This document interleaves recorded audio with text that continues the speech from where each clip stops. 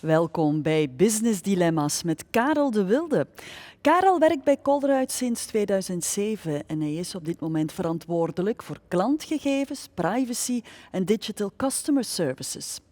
Hij stond mee aan de wieg van de Extra-app. En die app is een van de belangrijkste puzzelstukjes om tot ecosystemen te komen bij de Colruyt Groep. Ecosystemen, dat is dan ook het topic waar jullie doorheen zullen reizen, samen met Karel als gids. Welkom in deze talkshow van Inetum, waar de grenzen tussen klant, medewerker en technologie vervagen.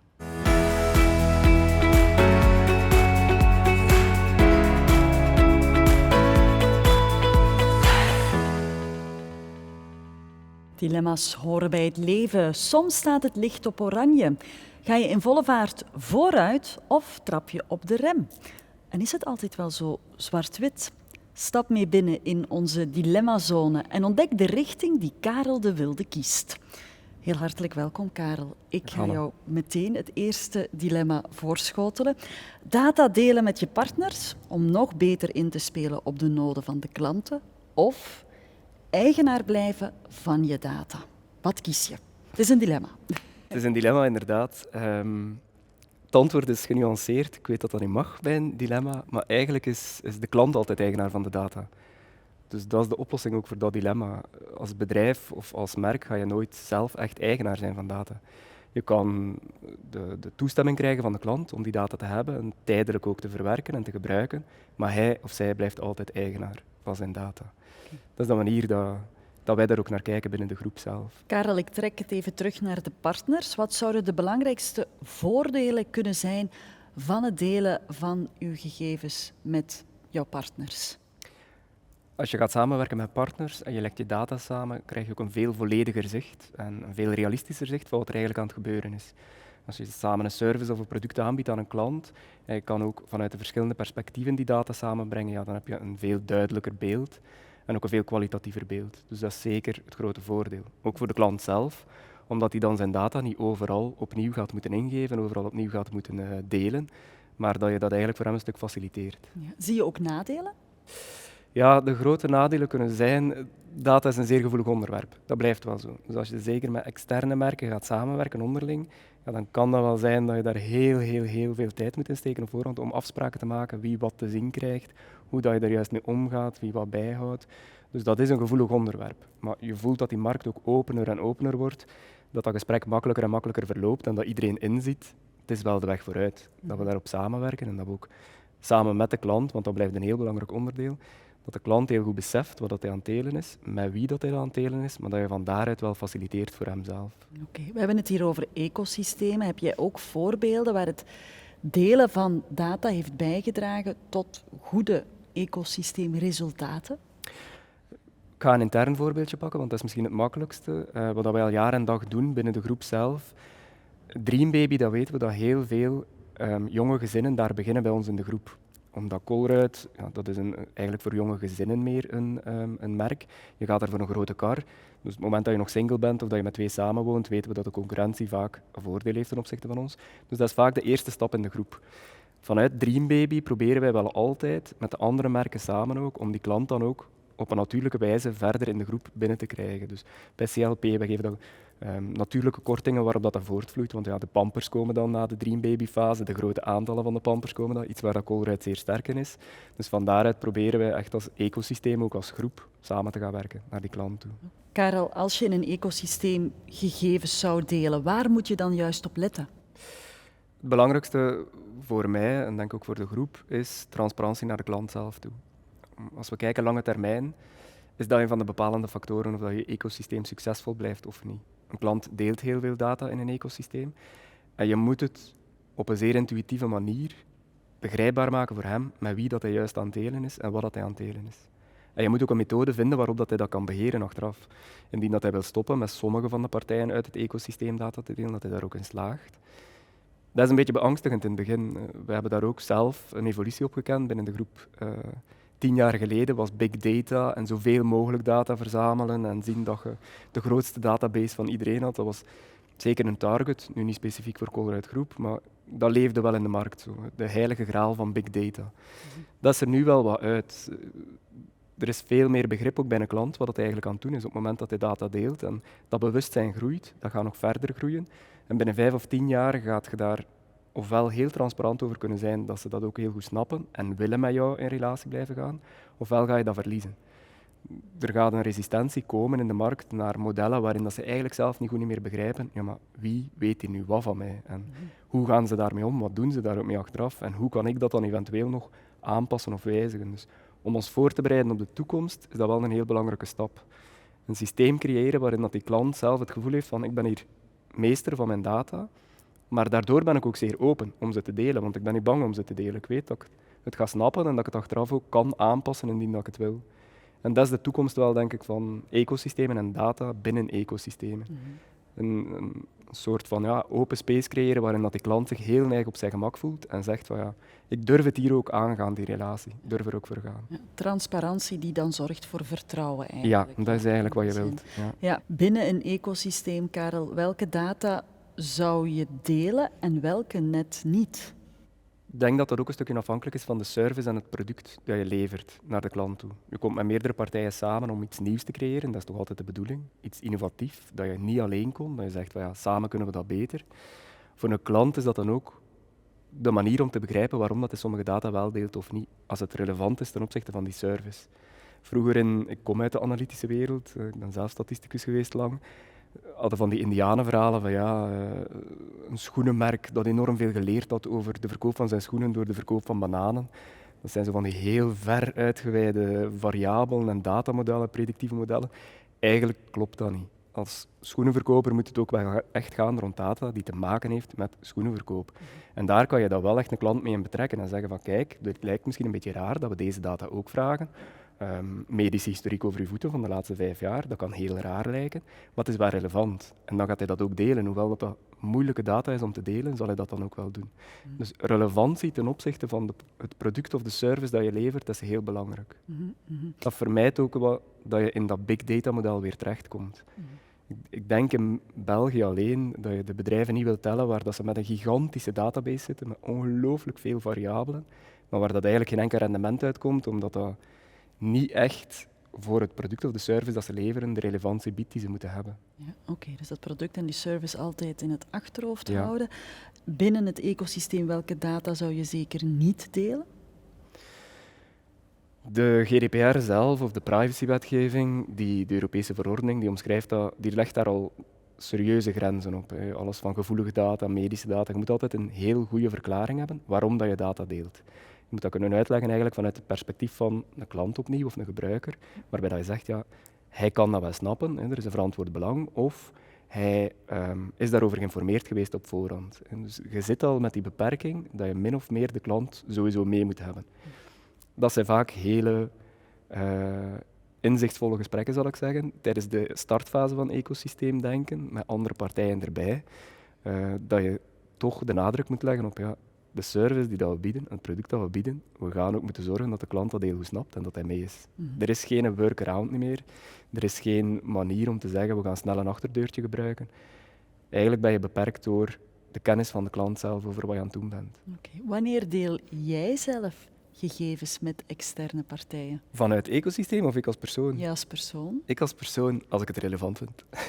Ja. En als ik het merk ook vertrouw. Dat is wel heel belangrijk. Ja. Dat bevat veel factoren naast eigenlijk de data zelf. Ken ik dat merk? Weet ik waar dat gevestigd is? Weet ik ongeveer hoe dat het in elkaar zit? Onder welke jurisdictie dat ook valt? Zo van die merken waar je zegt, ja, dat is een Mongools bedrijfje. Ja, dan weet ik al niet van onder welke verordening of welke privacywetgeving valt dat dan juist. Dus heel veel omgevingsfactoren die maken of dat ik het merk vertrouw. En dan daarnaast hebben ze die data echt nodig. Ja. En heb ik daar ook nog enige vat op achteraf? Dus als ik die data hier nu deel en ik geef een consent, ik zeg het is goed, jij mocht met die data aan de slag, is dat dan weg? Zie ik dat nooit niet meer terug? Of weet ik van nee, ik kan dat daar of daar beheren? Dus de mate waarin dat die website of waarin dat die app mij dat gevoel geeft van ik blijf in controle van mijn data zelf, dat gaat bepalen of ik deel of niet. Dat is bij mij de bepalende factor. Ja. Relevantie en vertrouwen, dus Karel, die 2 zaken zorgen voor grenzen bij jou. Hè. Zo onthoud ik dat. We gaan naar het tweede dilemma. Een ecosysteem is collaboratief of een ecosysteem is competitief? Sowieso collaboratief. Waarom Ja. die keuze? Ik denk dat er wel een minimale vorm van competitie kan zijn in een ecosysteem. Dat assortimenten licht overlappen of dat je buiten het ecosysteem, dat je daar ook competitieve zaken doet. Hè. Ook al kom je als merken samen in dat ecosysteem, maar dat gaat sowieso wel vrij beperkt moeten zijn. Zeker in de fase dat we nu in de Belgische markt zitten rond ecosystemen, denk ik dat ze vooral gestoeld zijn op collaboratie. Dat is het soort ecosysteem waar dat ik heel fel in geloof. Er bestaan ook competitieve ecosystemen, de klassieke Amazons eerder van deze wereld, de grote shoppingmalls die digitaal ontwikkeld worden, waarin dat heel veel verschillende leveranciers dezelfde producten aanbieden. En dat je een soort van race to the bottom krijgt ook, om de laagste prijs te gaan genereren. Maar op zich denk ik dat het altijd wel een eindig model is voor de partijen die erin deelnemen op die manier. Niet voor Amazon zelf, voor de organisator van dat ecosysteem, maar voor de partijen die erin zitten wel. Dus langdurige ecosystemen waarin je echt rond innovatie gaat werken en denkt van hoe kunnen we dit voor een klant helemaal anders doen, op een manier dat veel leuker, veel intuïtiever voor hem is, dat je echt iets moois creëert, denk ik het moet collaboratief zijn. Oké, samenwerkend, collaboratief. Is het mogelijk dat ecosystemen nu worden tegengehouden door ego's? Ik denk sowieso wel, ja. Ik denk dat dat wel kan. Het is een hele stap om te zetten als bedrijf. We zijn allemaal heel lang gewend geweest om volledige controle te hebben over onze diensten die we aanbieden, over de producten die we naar de markt brengen. Daar werk je wel samen met partijen, maar in die klassieke samenwerkingen is dat toch altijd zeer contractueel bepaald. Is dat heel, één iemand is de afnemer, één iemand is de provider van de service zelf. Terwijl je nu samen in een verhaal stapt en zegt, we gaan eens kijken naar een bepaalde klantennood en samen proberen beredeneren hoe dat we die beter kunnen oplossen. Zodat we er beide aan winnen. Dat vraagt heel veel vertrouwen. En een tegenhanger van vertrouwen is een ego. Ja. Als je op dat moment in een kramp schiet en denkt van wacht, misschien verdient die er wel meer aan dan ik eraan verdien, of wie gaat er hier op het einde van de rit uiteindelijk met die klant dan het meeste kunnen doen, dat is zeker een drempel of een beperking van een ecosysteem. Ja. Dus dat is heel belangrijk in het begin, dat je daar ook de tijd en de ruimte voor pakt om die goede vibe en die goede cultuur in die groep die dat gaat samen uitdenken, dat je die installeert. Ja. Dat je gewoon nadenkt over de opportuniteit en niet zozeer over de mogelijke nadelen van een samenwerking. Ja. Stel je hebt een ecosysteem en een partij wil toetreden, wat is de beste manier om te controleren of een partij ook tot dat ecosysteem kan toetreden? Er zijn meerdere manieren om dat te gaan bekijken. Je hebt vrij technische factoren, maar dat is nogal saai, dat ga ik niet toelichten. Je hebt vooral culturele factoren, waardefactoren. Als Colruyt Groep vinden we dat superbelangrijk. Is dat iemand met de juiste waarden? Dat checken we echt wel. We hebben ook bepaalde charters die wij uitgeschreven hebben, rond marketing bijvoorbeeld. Wij noemen dat vaak platte commerce, dat willen we niet doen. We willen niet gewoon een klant bestoken. We willen dat dat klopt, wat we naar een klant toe brengen. Dus we hebben bepaalde charters daar rond uitgewerkt die dat we in het begin van dergelijke gesprekken zeker doornemen met een potentiële partner. En daar ook openstaan voor tegensuggestie van hun kant. En dan samen kijken van, oké, wat zijn hier ongeveer de grenzen en het speelveld van het ecosysteem dat we samen willen ontwikkelen. Oké. Welk ecosysteem werkt voor jou of volgens jou het beste? Alle concurrenten in één ecosysteem of alle partijen die net iets anders aanbieden in één ecosysteem? Naar mijn gevoel het tweede model, waarin dat je echt vanuit verschillende sectoren samenkomt en probeert van een nieuwe, innovatieve, leuke invulling te geven aan een bepaalde nood die de klant heeft. Het competitieve valt sowieso al een stukje weg, omdat je toch uit verschillende sectoren samenkomt. En je bent heel sterk geneigd om innovatief te denken, naar opportuniteiten te denken, om die klant daarin te betrekken, tot nieuwe inzichten te komen. Ik zit zelf al 15 jaar in retail en de laatste 2 jaar heb ik er vaker gesprekken gehad met andere partijen daar rond, ook cross-sectoreel, dus uit andere sectoren. Ik kom daar nog elke keer tot verrassingen van. Manieren waarop dat zij iets kunnen vervullen waar dat wij al lang naar op zoek zijn en ook dat ik voel dat wij bepaalde zaken kunnen aanbrengen die dan zij al lang naar zoekende zijn. En dan kan je heel mooie nieuwe producten en services samenstellen. En inderdaad, tot innovatie ook komen. Hè. Goed, prima. Het derde dilemma. Zelf een ecosysteem bouwen of toetreden tot een bestaand ecosysteem? Ik zou zeggen dat ze allemaal toetreden tot dat van Colruyt Groep. Hè. Dat lijkt mij het makkelijkst. Nee, sorry, dat was een verplicht antwoord. Nee. Op zich is dat een heel wit-zwart dilemma uiteraard. Logisch aan een dilemma. Maar ik denk dat er een nuance aan zit. Vanuit het extra-ecosysteem, dus de extra-app van Colruyt Groep die wij voorzien, proberen wij een ecosysteem te bouwen rond personal assistance. Dus we willen jou gaan begeleiden als klant tijdens heel jouw winkelproces. Dat is het ecosysteem dat wij zelf voorzien en waarin dat wij ook andere merken willen betrekken of andere merken op aanwezig willen krijgen. Maar vanuit de functies die ik binnen dat ecosysteem ontwikkeld heb, zal ik zelf ook participeren aan andere ecosystemen. Dus ik kan met sommige stukjes van wat ik bij de extra-app voorzie voor de klant ook aanwezig zijn op andere ecosystemen, waarmee dat ik dan weer een brug vorm naar mijn eigen ecosysteem. Dus ik denk dat ecosystemen niet zozeer mogen gezien worden als wie is de eigenaar van dat ecosysteem, maar eerder moeten gezien worden als welke service levert dat ecosysteem nu specifiek. En als bedrijf heb je dus waarschijnlijk ecosystemen die je zelf voorziet, die je zelf uitbaat ook een stukje, samen met andere merken. Maar heb je ook ecosystemen die je niet zelf uitbaat en waar je aan participeert, met services vanuit dat originele ecosysteem dat je voorzien hebt. Ja. Dus naar de toekomst toe denk ik dat dat wel echt een heel belangrijke vaardigheid is als bedrijf om te hebben. Als je nu zelf een ecosysteem wilt uitbouwen als organisatie, wat is daar dan de beste aanpak voor? Dat is een heel evolutief proces. Dat doe je niet van vandaag op morgen. Klassiek, en dan spreek ik over 15 jaar geleden, om de markt aan te schetsen. In die klassieke markt was je als bedrijf heel sterk eigenaar van je eigen product en je eigen service, ook van de klantrelatie zelf die je had. En nu moet je gaan samenwerken. Moet je puur vertrekken vanuit innovatie. Moet je zeggen van ja, hoe kunnen wij samen met andere partijen die service gaan op een veel leukere, veel spannendere, veel aangenamere manier tot bij de klant krijgen. Dat tweede luik dat ik hier vermeld is superbelangrijk daarin. Customer centricity. Het is de grote switch van inside-out denken naar outside-in. Waar dat we klassiek innovatie vaak gedreven hadden vanuit wat kunnen wij heel goed en hoe kunnen we dat dan nog een klein beetje veranderen zodanig dat we iets nieuws in de markt zetten, moet je nu eigenlijk vertrekken vanuit wat loopt er fout in de markt voor een klant, wat heeft hij vandaag niet, wat dat hij wel nodig heeft, en dan pas achteraf gaan redeneren welke partijen rond de tafel hebben wij nu nodig om die innovatie te gaan brengen. Dat is een heel andere manier van denken, maar het maakt u veel krachtiger op uw innovatieluik. En het zorgt ervoor dat je die markt echt ook kan gaan pakken als je daarin slaagt. Dus naar de toekomst toe denk ik als bedrijf dat dat een heel belangrijke stap is om te zetten.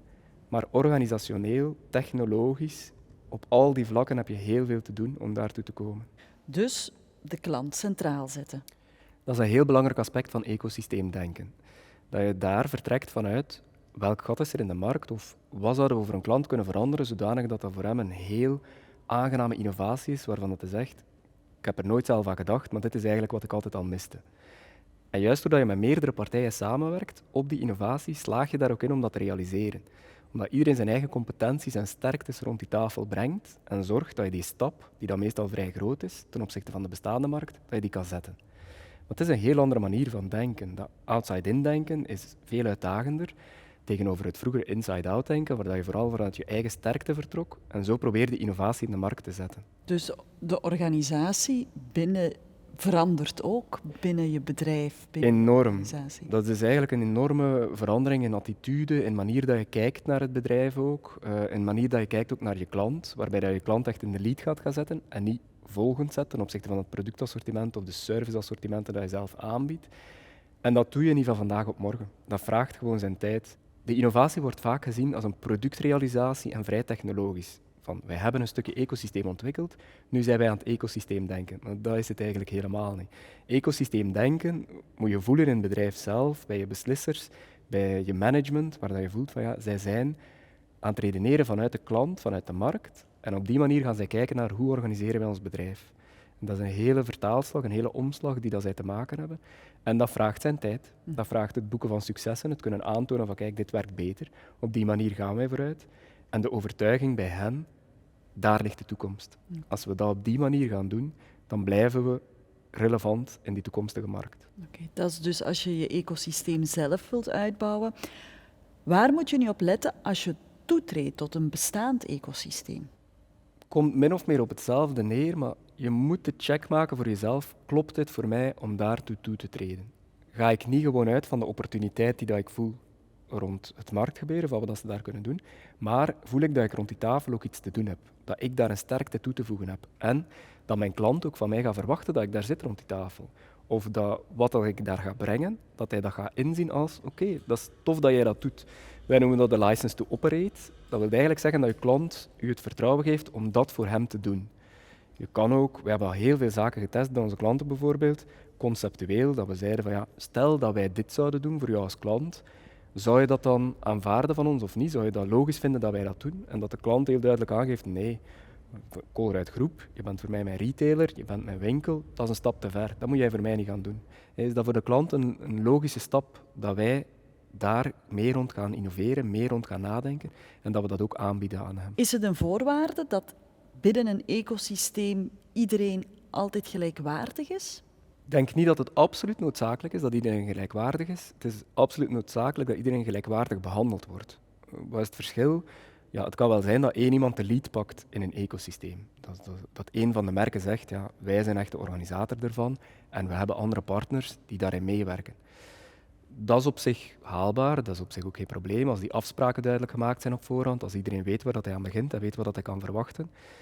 Gelijkwaardige behandeling, dat is wel heel belangrijk. Hè? Want anders ga je op een aantal aspecten zoals datasharing, zoals omzetverdeling, zoals al die zaken, ga je daar wel keihard tegenaan lopen. Dus uitgaan van gelijkwaardigheid is heel belangrijk, maar dat wil niet zeggen dat er niet één iemand de lead of een meer coördinerende rol kan pakken binnen dat ecosysteem.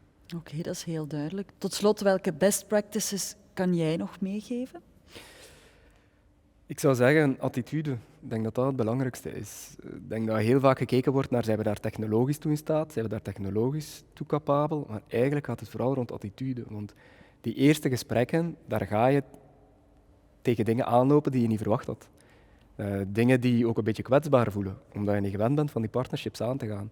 Maar als je daar zit met de attitude van openheid en dat je zegt van ja, kijk, ik ga daarvoor en we gaan dat proberen en het moet niet perfect zijn van in het begin en we gaan gewoon ook voor de klant proberen van iets leuks te innoveren, ik denk dat dat het allerbelangrijkste is.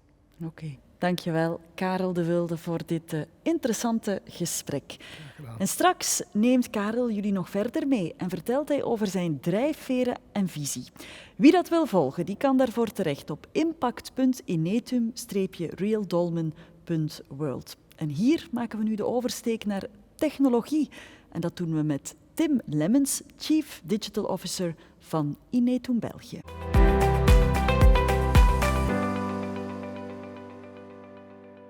Technologie is voortdurend in beweging en zorgt ervoor dat we samen vooruit kunnen gaan in een positieve digitale flow. Maar hoe gebruik je de technologie om een sterk ecosysteem uit te bouwen? Tim Lemmens, Chief Digital Officer van Inetum België, wijst je de weg. En Tim, die zit hier bij ons. Heel hartelijk welkom. Hoe kan je technologie gebruiken om effectieve ecosystemen te creëren? Hoe kan technologie de opkomst en het succes van ecosystemen ondersteunen? Ja, in feite kan technologie ecosystemen helpen door de toegang te reguleren naar gestructureerde data. Je moet je in feite de vraag stellen van met wie wil ik bepaalde data delen en natuurlijk op een veilige manier. En digitale platformen gaan je daar zeker in kunnen helpen. Oké, heb je daar ook heel concreet voorbeelden van? Ja, absoluut. Ongeveer een jaar geleden hebben we met FedNot, dat is de Federatie voor het Belgische Notariaat, een digitale kluis ontwikkeld, analoog aan een gewone kluis. EasyMe noemt dat platform, waarop we via een vlotte en veilige manier data kunnen delen met notarissen, burgers en hun partners. Ik denk dat dat een heel goed voorbeeld is van hoe ecosystemen door digitale platformen kunnen enabled worden. Prima. Dankjewel, Tim. Graag gedaan. We zijn bijna aangekomen op de eindbestemming. Bedankt dat je erbij was. Volgens Karel de Wilde zullen ecosystemen slagen wanneer organisaties inzetten op transparantie over het gebruik van relevante data van hun klanten. En dat vertrouwen is ook nodig om de juiste cultuur en efficiënte samenwerking tussen de partners van het ecosysteem te bekomen, dat op zijn beurt volledig de klant centraal stelt. En intussen heeft Karel zijn drijfveren en visie verder toegelicht. Dat ontdek je op impact.inetum-realdolmen.world. Graag tot snel!